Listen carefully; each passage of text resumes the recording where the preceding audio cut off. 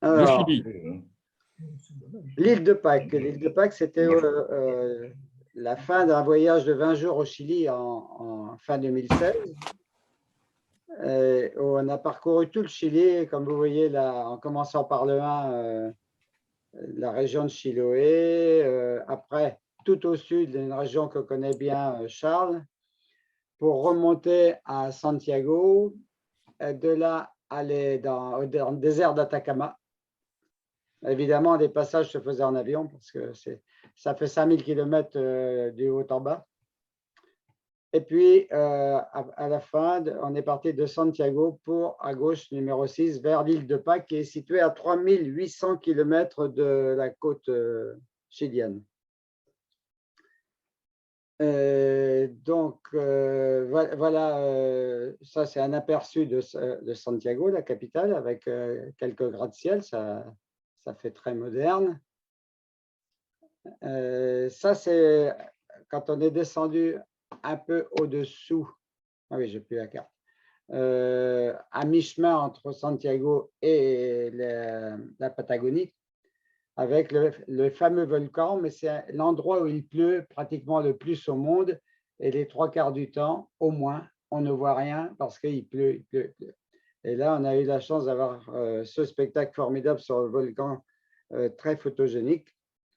Et avant de aller, ce volcan, 2 ans avant, et c'est le chauffeur du bus qui avait pris les photos, de Nesla. Vous voyez, c'est un volcan très actif. Gildas, Oui. tu m'entends? En bas à droite de ta photo, tu as une petite double croix là, qui te permettait peut-être de la mettre en plein écran, ta photo. Oui, Ah, là. double Là, croix. ouais. Ah oui, Voilà, super. exact. Et là c'est tout au sud, en Patagonie, là où il y a les glaciers. Cette fameuse photo qu'on voit partout. Et voilà un glacier. C'est juste une photo par région, tout au sud, voilà, qui est du côté du Puerto Moreno. Avant de remonter dans le désert d'Atacama en survolant les Andes complètement sèches, hein, c'est un quasi-désert à part là où c'est irrigué. Et là, ce sont des mines ou de cuivre ou de, vous savez, il y a du titane, il y a aussi ce qui sert dans les batteries, je ne sais plus quoi là. Et l'arrivée dans le désert d'Atacama, vous voyez, c'est d'une minéralité absolument absolue. Pour arriver au fameux geyser à 7 heures du matin où il faisait 2 ou 3 degrés parce qu'on est à 4000 mètres d'altitude dans cette région. Donc, il y a des zones de geyser un peu partout. Donc, voilà la carte du monde. Le Chili, on est là et on est allé à l'île de Pâques quelque part par là. Voilà. Pour terminer le voyage. Voilà l'île de Pâques, un triangle, pas très grand, puisque la plus grande dimension, je crois, fait 24 km maximum, donc on pourrait la parcourir à pied. Et on voit qu'il y a des petits bonshommes un petit peu partout, des petits bonshommes qu'on appelle des moaïs là-bas. Contrairement à ce que pensait ou voulait nous faire croire Thor Heyerdahl, qu'on a un peu tous connu par le livre Le Kon-Tiki, l'expédition du Kon-Tiki, c'est un Norvégien. En 1947, il est parti du Pérou pour rallier l'île de Pâques sur un radeau de balsa. Un radeau de balsa qu'ils ont confectionné au lac Titicaca, autour du lac où il y en a beaucoup là. Mais en fait, ce qu'il ne nous a pas dit, c'est qu'il s'est fait remorquer sur 80 km en mer avant de trouver un courant favorable. Et pour pouvoir montrer que ceux qui avaient peuplé l'île de Pâques venaient du Pérou, ce qui n'est pas vrai, puisqu'il n'y a aucun courant porteur qui leur permettait d'y aller. Quelques Américains, Sud-Américains sont allés, mais c'était plutôt au niveau de la Colombie, parce que le courant qui balaye la région pour aller vers l'île de Pâques et la Polynésie passe près des côtes là-haut. En Équateur aussi un petit peu, mais surtout pas au Pérou. Donc ça, il avait oublié de nous le dire. Je l'ai appris il n'y a pas très longtemps. En fait, les Pasquans sont venus plutôt des Marquises et avant cela de Malaisie ou de Chine du Sud, comme tous les habitants de la Polynésie, des Polynésies, à bord de bateaux à balancier, à double balancier qui ont donné les futurs catamarans. Ils étaient fort en avance. Ils se guidaient au hasard des alizés, les trade winds, les vents du commerce, selon les périodes, hein, quand c'était favorable. Donc, ils envoyaient des éclaireurs, si j'ose dire, à la découverte d'îles nouvelles.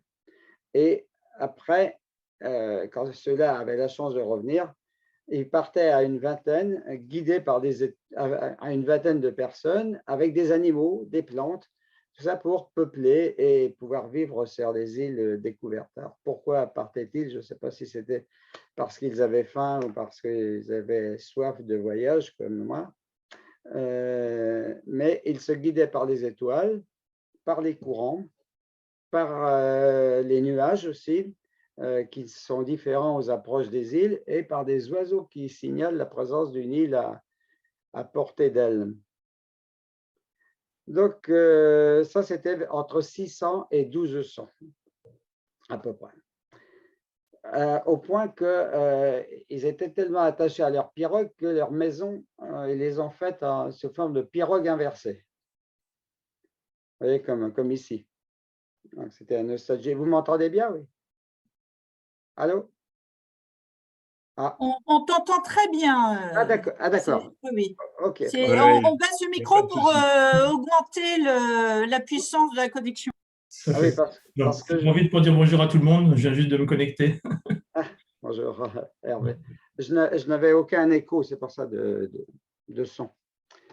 Donc, leur maison, à l'origine, était en forme de pirogue inversée. Et ils sont arrivés à l'époque dans une île très boisée, notamment avec des cocotiers d'une espèce particulière, de la savane, dans un relief volcanique. Il y a trois volcans sur l'île de Pâques qui sont à peu près à la même altitude, entre 4 et 500 mètres, qui se répartissent l'île. Et donc, est-ce que j'ai une photo de ça? Donc, vous voyez, le souvenir de leur pirogue, on les retrouve même parfois dans des cimetières. Et ça, c'était leur écriture qui n'a toujours pas été déchiffrée. Voilà, on n'a pas trouvé de Champollion adapté. Et ils sont arrivés sur une île donc très boisée, habitable, avec très peu d'eau, tout au moins en apparence, puisque c'est du tuf, ça pénètre dans la terre. Il y pleut beaucoup, hein, il pleut 200 jours par an. Je l'ai dit, c'est isolé de tout, puisque c'est à 3800 km des côtes du Chili, mais à 4000 km de l'île suivante qui est Tahiti. Donc, ils sont tranquilles, là, il n'y a pas de bruit. La fameuse eau douce dont ils avaient besoin, on la trouve sous forme de résurgence, parfois au bord de la mer. Quand comment on appelle ça? Les Européens sont baladés par là et ont débarqué, se disaient, mais où est l'eau? Et parfois, ils ont été intrigués parce que les chevaux buvaient apparemment dans la mer. Mais en fait, c'était des résurgences d'eau douce qui arrivaient à marée descendante au bord de la mer. Et il y avait de l'eau aussi dans des grottes, dans des cavernes qu'ils habitaient l'hiver pour se protéger aussi des razzias. Donc, il y avait de l'eau malgré tout.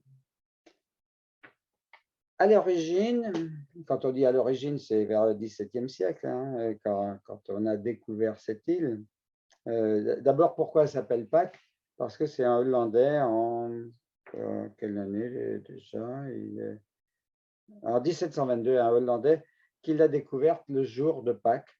Donc, on l'a appelé l'île de Pâques, tout comme il y a au large de l'Australie, Christmas Island, qui a été découverte à Noël. Donc, ils lui ont donné le nom. Donc, à l'origine, on pense qu'il y avait 5 à 10 000 Pasquans qui sont devenus 110 , 2 siècles plus tard, en 1877. Dramatique. 5 à 10 000 qui sont devenus, ils avaient quasiment disparu. Alors, à quoi c'est dû cette dépopulation spectaculaire? Ben, on pense à la surpopulation qui a entraîné l'épuisement des ressources, dont le bois qui servait à faire des bateaux, mais qui servait aussi aux incinérations qui ont été abandonnées après, parce qu'il faut 50, 60 ans pour qu'un palmier repousse, aux famines aussi. Alors, on dit parfois que l'île de Pâques est, alors ça ne donne pas le moral, que c'est un peu ce qui pourrait se passer au niveau du monde entier un jour, à force de surexploiter nos ressources. C'est dû aussi, cette dépopulation, aux mercenaires de tous les pays européens qui attrapaient les Pasquans à la course pour les emmener notamment au Pérou, dans les mines de guano, qu'on appelait l'or blanc du Pérou, qui était toxique et puant à souhait, avec une très très forte mortalité. Alors ils ont même déporté la famille royale, les chefs de clan, mais ils n'ont pas fait qu'à l'île de Pâques, ils l'ont fait aussi dans d'autres îles de la Polynésie. Ils sont disparus aussi par maladie, du fait des relations sexuelles avec les Européens, parce que pour éviter la consanguinité, les femmes pasquanes s'offraient volontiers aux marins de passage. Donc, variole, rougeole, lèpre, maladie vénérienne ont décimé la population. Il y avait des cultures sur brûlis aussi qu'ils pratiquaient auparavant en Asie. Et les palmiers ont fini par disparaître. Et puis, il y a aussi eu des dictateurs locaux qui les ont parqués, mais vraiment parqués, jusqu'en 1966. C'est tout récent. Après les avoir dépossédés pour l'élevage intensif de moutons et qui ont détruit l'écosystème. Alors, à qui appartient cette île isolée? En fait, elle n'intéressait pas grand monde. Elle a été annexée par l'Espagne en 1770 sous le nom d'Isla San Carlos. Et puis, des missionnaires français de leur propre fête, ils sont allés pour évangéliser un siècle plus tard, en 1866. Et ils ne sont pas toujours bien comportés. Et en 1870, un capitaine français épouse la femme d'un roi qui avait été déporté au Pérou dans les fameuses mines de guano. Et il se déclare roi, ce Français, Onésino Ier, esclavagiste de premier ordre. Il déporte même 300 Pasquans à Tahiti, à 4000 km de là, comme esclave chez son copain pour exploiter la canne à sucre. Ah ouais. Et donc, en 1877, il ne restait plus que les fameux 110 Pasquans. En 15 ans, 97% de la population avait disparu. Personne ne s'intéresse à l'île ensuite. Et le Chili finit par consentir à l'annexer après accord de la France. Il a demandé à la France, qui avait un représentant sur place, si elle voulait bien. Et la France l'a considéré comme un luxe administratif, je cite, en 1888. Si seulement on pouvait considérer Mayotte comme un autre luxe administratif, mais ça, c'est une réflexion personnelle. Donc, en 1888, ils ont été annexés par le Chili et ils ont dû se mettre à parler espagnol au lieu de français. Ils n'ont pas été épargnés. En 1980, après l'arrivée de nombreux Chiliens commerçants, 1980 c'était hier, ils se sont régulièrement révoltés contre une invasion des continentaux du Chili. Et 2 ans avant qu'on y aille, ou 1 an avant, ils ont même occupé l'aéroport contre les excès de débarquement chilien, mais contre l'excès du nombre de touristes aussi, parce qu'ils voudraient bien faire refleurir leur civilisation tranquillement. Depuis, ils reprennent progressivement leurs affaires en main ils sont revenus à un niveau de 2500. C'est dire combien ils se sont croisés à partir des 110 en plus des 110, il y en a qui ont été rapatriés des mines, des survivants des mines du Pérou, mais qui ont amené des maladies en même temps. Et donc, on a maintenant 2500 qui sont plus ou moins autochtones, mais s'y ajoutent 3000 Chiliens continentaux. Il y a quelques années, il n'y avait pas de voiture, il y a quelques routes, très peu, 3 ou 4 routes, et maintenant il y a 3000 véhicules, donc ça devient un peu une île comme une autre. Elle a été classée à l'UNESCO en 1995 pour protéger ce qu'il en reste. Il y a actuellement 70 000 touristes par an qui peuvent, les Pasquans peuvent apprendre leur langue maintenant, en plus de l'espagnol. Donc, vous voyez, on commence à les respecter, comme un peu partout dans le monde pour les minorités. Mais leur écriture d'origine reste encore indéchiffrée. Donc, je vous les ai montrés. La statuaire, maintenant, on y arrive, c'est à cette photo. Ça, c'est une photo très frustre du tout début, en tuf rouge, donc très, très friable, très abîmé. Je regarde l'odeur, oui, ça va, oui. Très friable, très abîmé. Et ça, je l'ai vu dans un jardin, personne ne la voit, c'est le guide qui me l'a confié en me disant c'est dans un jardin privé, vas-y, mais tout seul. Et donc, j'ai pris cette photo qu'on voit très rarement, puisque ce n'est pas ça qu'on voit. Habituellement, on va aller voir les autres. Hein. Et ça, c'était du 9e ou 10e siècle à peu près.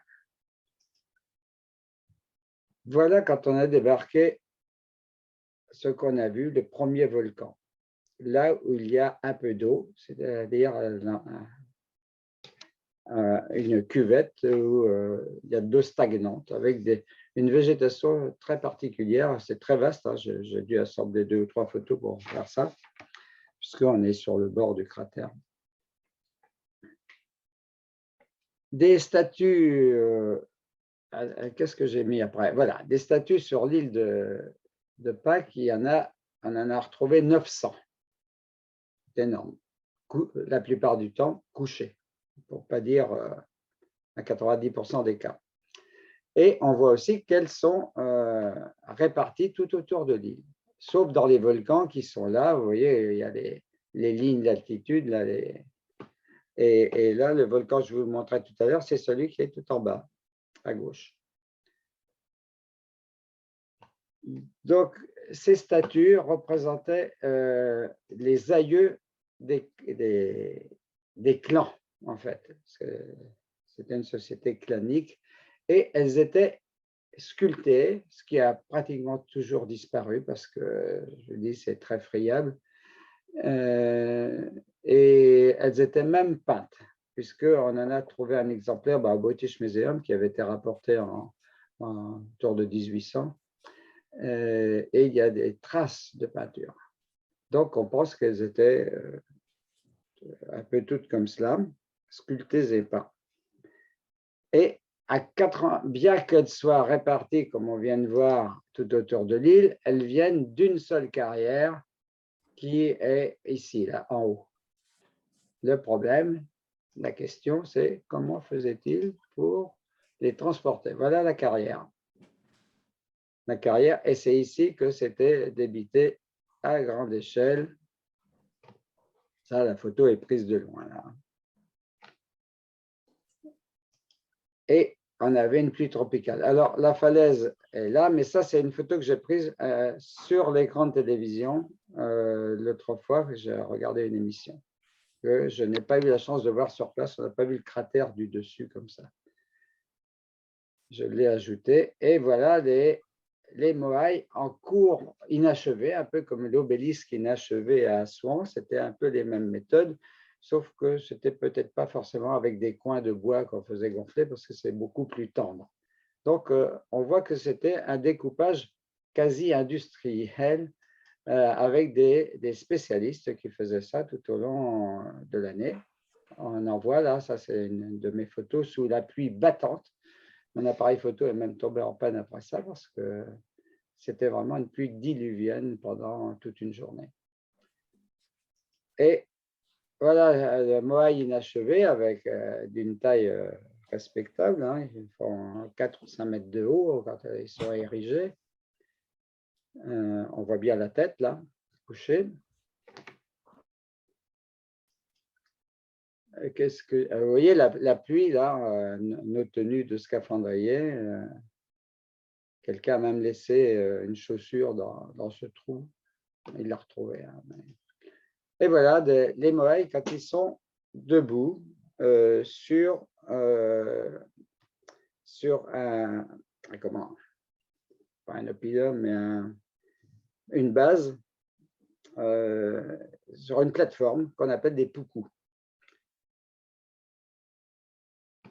Et cette plateforme fait de 3 à 30 mètres de long, c'est très variable en fait. Et ces moaïs ont toujours le dos tourné à la mer parce qu'ils sont censés protéger les habitants de la mer, parce que c'est de là que venaient les dangers avec les pirates et aussi avec les tsunamis.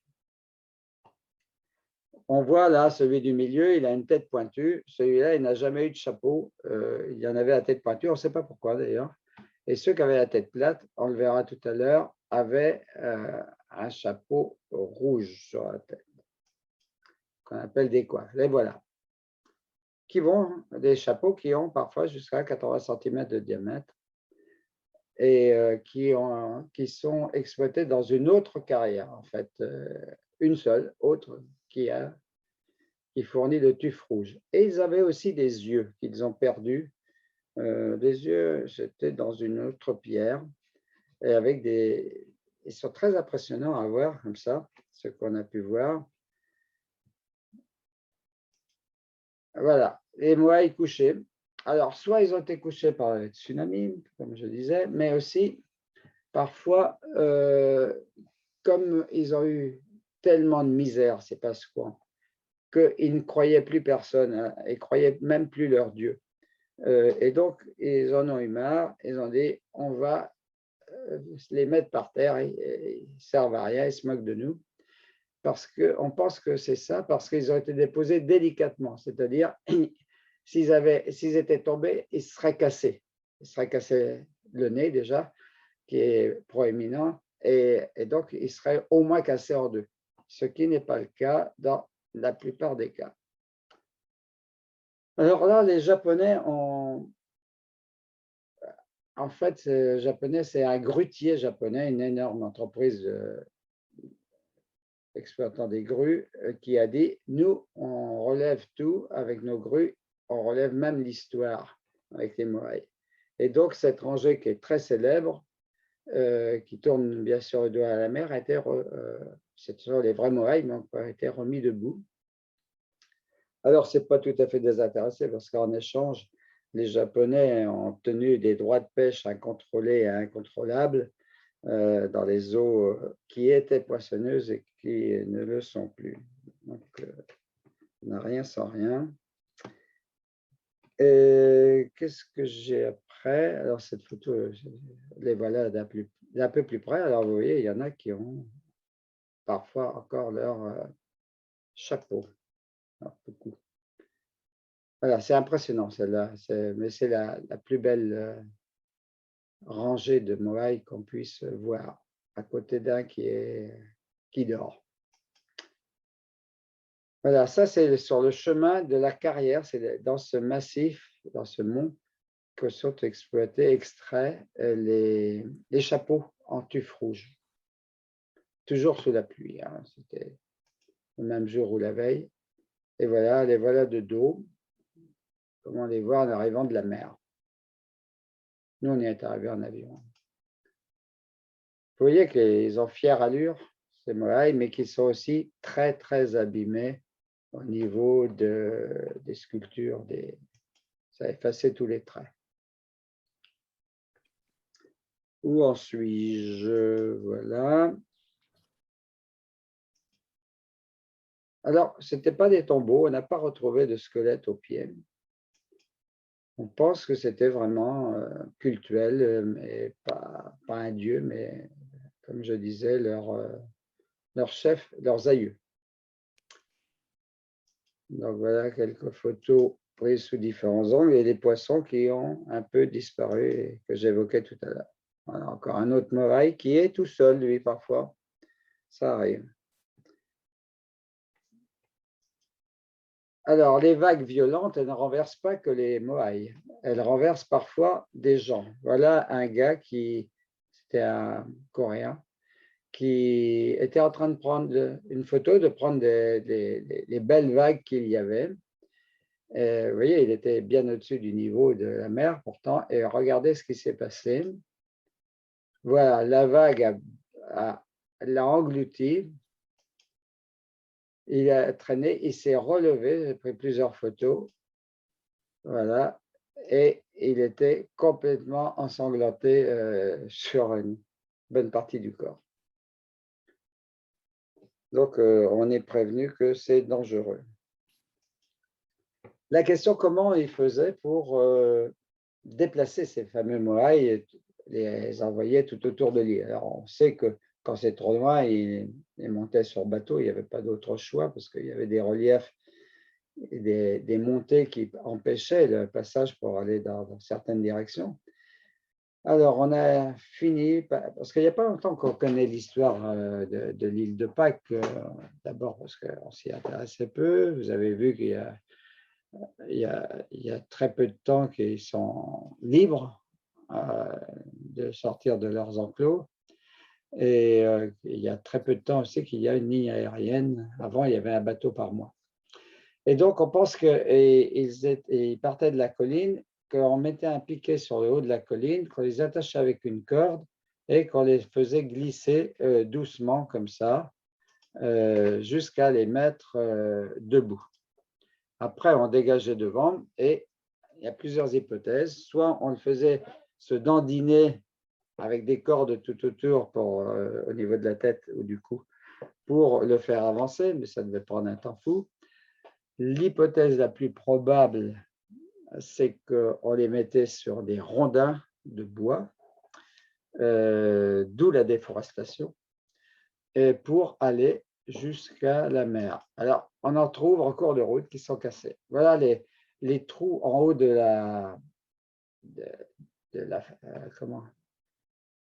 la carrière où on est taillé, des trous où on pense que étaient les poteaux auxquels étaient attachées les cordes pour les descendre de la montagne. Et il y en a qui ont eu un accident en cours de route comme celui-là, qui a glissé et qui s'est cassé. Voilà, il y en a d'autres. Il y a les têtes qui sont enterrées, on ne sait pas pourquoi, pas très loin de la carrière. Et très rarement, là, on pense que c'est peut-être une femme en train d'accoucher qui est agenouillée. Ça, c'est un des très rares qui ne soit pas en position hiératique comme les autres. Donc, il y a beaucoup de choses qu'on ne sait pas. Ce qu'on sait, en revanche, c'est qu'après qu'ils aient,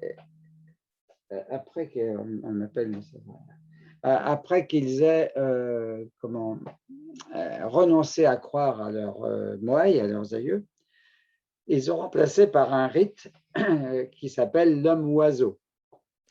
L'homme-oiseau que vous apercevez là.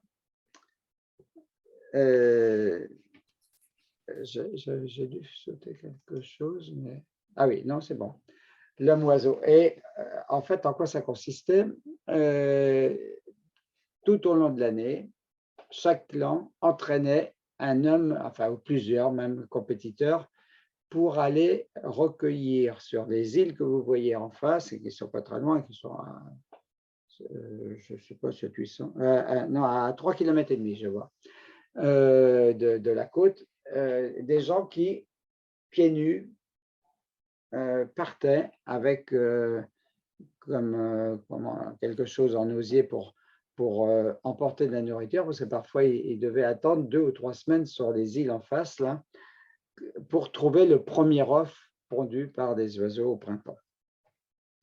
Et celui qui arrivait à saisir le premier œuf repartait en le mettant dans un bandeau sur la tête et revenait à toute allure nager le plus vite possible pour rapporter ça au chef de l'île, et il devenait roi de l'île pour 1 an. C'était plus honorifique que fonctionnel, Mais c'est quelque chose qui a perduré jusque dans les années, on va dire, avant qu'il soit complètement décimé, là, 1870 par là. Donc c'est assez étrange comme voilà. Et je crois avoir dit à peu près tout là-dessus. Oui. Et on a fini le séjour par les fameuses danses Moai qui ressemblent au Haka des Néo-Zélandais, puisqu'ils venaient à peu près tous des mêmes origines géographiques. Voilà. Alors, on pensait que le voyage était terminé. À l'île de Pâques, on est resté 3 jours entiers. Mais à un moment d'aller à l'aéroport, on nous a dit non, l'avion ne vient pas parce qu'il y a de gros orages annoncés à la fin de la journée. Et il n'est pas question de faire partir un avion avec des risques de gros orages qui pourraient l'empêcher d'atterrir, puisqu'il ne pourrait pas faire demi-tour. Il y a 3800 km pour repartir. Et il n'y a pas d'aéroport de secours parce qu'il est à 4000 km à Tahiti. Donc, il ne part du Chili que quand il est sûr d'atterrir dans de bonnes conditions. Et donc, on est parti avec 6 heures de retard. Voilà. Et ça s'est très bien passé. Voilà, donc on a gardé un excellent souvenir. Maintenant, je suis tout à vous pour les questions. Alors, maintenant, je ne sais pas comment faire pour réduire la taille. Je ne vois plus que la photo à l'écran. Et je ne sais pas comment faire. C'est que tu arrêtes de partager, tu sais, le petit onglet rouge. Ah oui, mais je n'ai rien du tout parce que je n'ai plus que la photo en grand écran. Ou échappe peut-être Peut-être avec échappe. Échappe, je pense. Ah oui, exact. Bonne idée. Merci Anne-Sophie. Voilà, voilà. Voilà, Donc, et ouais, c'est assez étonnant. Et puis, oui, ils étaient vraiment très, très peu. Donc, la tradition orale a complètement disparu, mais ils ont gardé quand même des danses où ils se sont réinventés en prenant ailleurs. c'est la question qu'on se pose parce qu'ils avaient perdu l'habitude de danser depuis un bon Oui, moment. ouais. Et je pense qu'ils ont pris ailleurs dans les îles voisines pour réintroduire et les chants et la musique et les danses. Oui. Et sur les statues, ils ont des nez extrêmement pointus. Morphologiquement, ils ressemblent à quel peuple? Parce que ce ne sont pas les Kanaks. Nouvelle-Zélande, je ne sais pas comment ils sont Non, physiquement. alors, toutes les îles des Polynésies venaient en fait du côté de la Corée à l'origine. Oui, plutôt Et asiatique. ils ont commencé à peupler par vagues successives d'île en île. S'habituer et de là d'aller plus loin, grâce aux alizés qui étaient les vents porteurs aux bonnes saisons, et ils revenaient 6 mois après quand les alizés les ramenaient. Et tu évoquais la Nouvelle-Zélande. La Nouvelle-Zélande est le seul pays, la seule île, ou les 2 seules îles, à ne pas avoir été colonisée avant 1600. Pourquoi? Parce qu'il n'y avait pas de vent qui portait par là, tout simplement, alors que toutes les autres îles étaient déjà peuplées.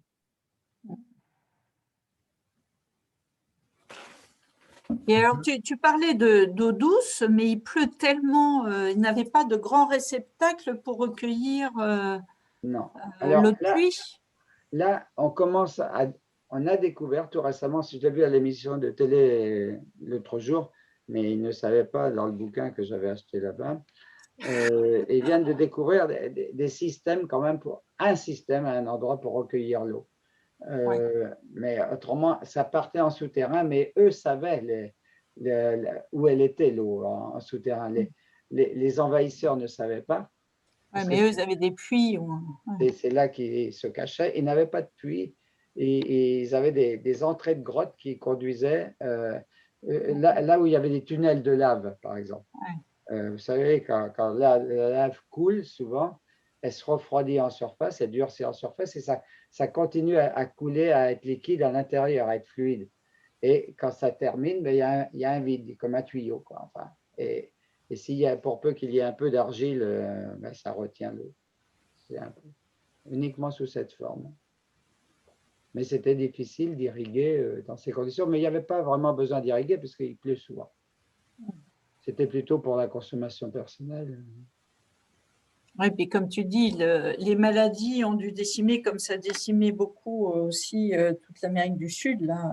Et oui, dont Il y la a toujours rougeole. 5-10 personnes qui sont immunisées, enfin qui s'immunisent, qui résistent à tout, mais sinon, il y a 90% de la population qui peut disparaître dès qu'il y a un nouveau virus. Hein. Ouais. En 1870, il y a eu le dernier coup dur, c'est-à-dire à l'abolition de l'esclavage un peu partout dans le monde. On a libéré les Pasquans des mines de guano pour les ramener, mais on les a ramenés malades, on les a ramenés et avec des maladies qu'ils avaient contractées au Pérou et donc ça a encore, plutôt que repeupler, ça a encore plutôt dépeuplé. Oui. On voit que Damien Barrois s'est connecté, que Olivier Duport s'est connecté, Eugène s'est connecté, Olivier Bill aussi. Ah, Et là, aujourd'hui, la population, c'est combien? Il Oh. reste combien? 2000, 2005, tu as dit? 2005 Pasquans et 3000 Chiliens continentaux. Ah oui, oui, 5005, hein, quand même, ça Oui. fait sur une île qui est toute petite, hein, parce que tu as parlé de 24 km de long. Oui, ça oui. Elle a combien de kilomètres carrés? Je vais te dire, elle a 160 kilomètres carrés. Mais avec des volcans, donc ça peut pas être habitable partout. Voilà, oui, c'est Partout. oui. Donc, il y a une ville principale. Oui, il y a une ville principale qui est toute petite. La population est restée quand même disséminée, quoi. Mais la majeure partie est là. Et ils ont réintroduit des arbres. Il n'y en avait plus. Hein. Ils ont réintroduit des animaux un peu, des moutons et des bœufs maintenant. C'est un directeur de la Poste. Mais c'est un relief très doux. Hein. C'est exploitable à peu près partout, même sur les flancs des volcans. Et ils font quoi? Donc du mouton, parce qu'il y a beaucoup d'herbes, ils font de l'élevage, ils font… C'était devenu de la monoculture de moutons pendant longtemps. Mais les Pasquans étaient parqués et ils avaient le droit d'aller que travailler et rentrer dans les enclos dans des conditions misérables jusqu'en, je dis, 1966. Hein. Et comment ils sont peut-être sensibles quand même à l'écologie parce que c'est un monde sûrement occidental.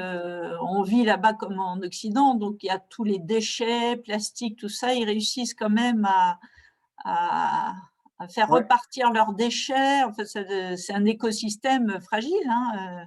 Je ne me suis pas posé la question, hein. mais on n'a pas vu de déchets. Hein. C'est très propre, c'est très propre, on ne voyait rien. Oui, donc ça doit repartir quelque part, ça arrive et ça repart par bateau. Mais il y a rarement des bateaux. Alors, ils ont un petit hôpital, mais il n'y avait pas de chirurgien. Il y avait un hôpital depuis 3 ans, mais personne ne voulait venir tellement c'est isolé. Donc la mortalité est importante parce que tu as quand même des appendicites, tu as des maladies. Ils sont transportés par avion au Chili. Alors là ils annonçaient, hein, Jean-Pierre, ils annonçaient l'arrivée d'un chirurgien. C'était un événement. Quoi. Enfin, le gynécologue accoucheur, il sait tout faire. C'est quasiment l'île la plus isolée du monde. Quoi. Enfin, Et ils vivent surtout du tourisme, mais ils ont très peu d'artisanat parce qu'ils n'avaient pas de tradition particulière. Tout était perdu presque. Et effectivement, ils vivent du tourisme et c'est ce qui a attiré les Chiliens continentaux. Et c'est ce qui déplaît aux Pasquans, je dirais d'origine pas tout à fait parce qu'ils sont tellement mélangés que des purs Pasquans, il n'y en a plus tellement. Et puis c'est peut-être meilleur pour eux. Quoi. Une assemblée communale, est-ce qu'ils sont représentés au niveau du Chili? Enfin, est-ce que c'est un territoire un peu particulier? Oui, maintenant ils ont une semi-autonomie. Ah voilà, d'accord. Ce qui explique qu'ils réécrivent l'histoire quelque part. Maintenant, ils recréent un pays, quoi, un peuple. Mais c'est tout récent, ça fait peut-être 20 ans qu'ils sont dans les instances qui co-gèrent l'île. D'accord, ok. Avec les représentants chiliens. Ils vont peut-être, est-ce qu'ils peuvent être représentés aux Jeux Olympiques? Ah bah peut-être avec celui qui nage à toute vitesse pour aller chercher. Voilà. Le oiseau. Oui, Avec son œuf sur la tête. ouais. Il fallait qu'il revienne pas cassé l'œuf, hein. C'était pas un œuf dur. Il est assez étonnant de voir que cette île, qui était quand même à 4000 km d'un côté, 3008 de l'autre, enfin, au milieu du Pacifique, ait connu tant de enfin pas de migration, mais enfin qu'elle ait été sollicitée, envahie et autres. C'est quand même pas simple d'y aller. À l'époque, c'était quand même pas simple d'y aller. Hein. C'était pas pour s'installer, c'était plutôt pour faire des razzias ou alors pour se reposer un peu ou essayer de trouver de l'eau après quand ils ont su où il y en avait. Réservoir de main-d'œuvre. Et un réservoir de main-d'œuvre, mais effectivement, Terrible. il n'y avait pas que cette île. Hein. Les autres, on ne les connaît même pas parce qu'on parle de l'île de Pâques parce qu'il y a les fameuses statues, mais. Et puis, il n'y a pas longtemps qu'on sait quelque chose sur les statues même. On ne sait pas tout, oui. Et on ne sait pas tout parce qu'on ne peut pas déchiffrer. C'est beaucoup d'hypothèses finalement. Ouais. Mais l'émission que tu m'avais signalée, Jean-Pierre, l'autre jour que j'ai regardé, j'ai appris des choses nouvelles. Oui, aussi, oui, c'est vrai. Oui, parce que cette écriture qui est très imagée, on ne la retrouve pas du tout à Tahiti ou ailleurs. Non. Ça a peut-être été inventé sur place. Elle ne vient pas d'ailleurs, elle a peut-être été inventée sur place, ce qui est assez étonnant. Oui. Il y avait des cerveaux. Oui, et alors on n'a pas pu la déchiffrer non plus parce qu'on a déporté tous les dirigeants de l'île, c'est-à-dire toute la classe aisée pour tuer la culture. Donc, les autres ne savaient même pas lire, quoi. Enfin, je veux dire, ça n'a pas aidé au décryptage. Ah ben, y a Olivier Bill qui dit oui, une agence, absolument. Ouais. C'est normal. C'est bizarre cette réaction. Donc, j'ai bien répondu, Olivier? Oui. J'aurais pu préciser, non, tu n'as pas bien parlé. C'est forcément par une agence de voyage. Pensez à ma femme, au demeurant, c'est elle qui travaille. Hein. Elle devient spécialiste de l'île de Pâques. Mais si quelqu'un veut d'autres infos pour y aller, je suis à leur disposition. Alors, il est presque 13 heures. Donc, je te remercie, Gilda. C'était génial. Bon, on va attendre quelques années pour y aller. Hein, mais... Choisir un jour sans pluie, surtout pour aller là-bas. Oui, voilà. Sans pluie. Il pleut tout le temps, tout le temps. Bon, c'est pas vrai, il ne pleut pas tout le temps. Nous, on a fait du nord au sud et du sud au nord. On n'a pas eu d'eau. Coup de bol. Nous, on a eu que là et un petit peu au glacier. Au glacier, hein. Oui. Mais que j'avais vu du côté argentin de manière exceptionnelle. À l'île de Pâques, la seule photo où j'ai pu prendre le soleil, c'était avant le décollage de l'avion au coucher de soleil. Ah oui. Entre deux nuages, pas le soleil, mais c'est vraiment exceptionnel. C'est la seule fois. Juste après l'orage, on a eu un beau coucher de soleil. Oui. Ah oui, un beau coucher de soleil. Mais vous savez que quand il pleut, on prend des photos absolument magnifiques, hein, sauf quand on rentre dans l'appareil. Ça, c'est sérieux. Ouais, effectivement, c'est comme en Écosse, hein, la luminosité. Oui, elle est je veux dire, l'humidité renforce les couleurs. Oui. Si ce n'est pas du brouillard, voilà.